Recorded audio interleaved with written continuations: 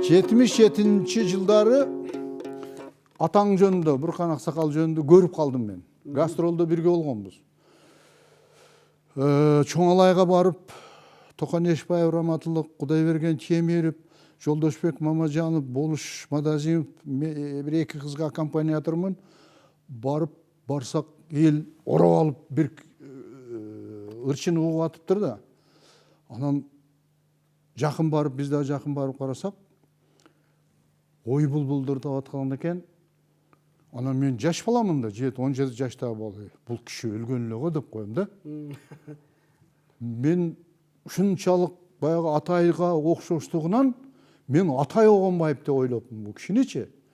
Көрсө ошерлик кийин анан угуп бир эки ырда жаштарга менен ой булбулдурда бүткөндөн кийин анан өзбекче дагы сонун ырдайт экен. Өзбекче дагы өзбектин баягы эмесине келтирип дутарындай кылып ойноп ошол жерде элди күлдүрүп ырдаганын ырдап укканмын да.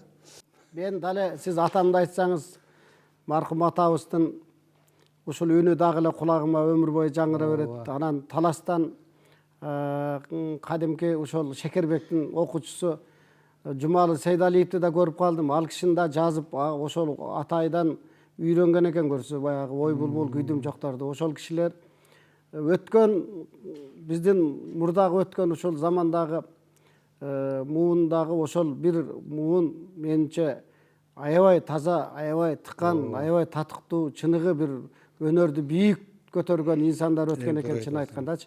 Бар болуңуз, эми Булардын деңгээлине жеткизип атыра элек азыр. Ырдалып жүрөт, бирок андай деңгээлде мен чындап эле уга элекмин, көп жерде көрүп жүрөбүз. Бар болуңуз.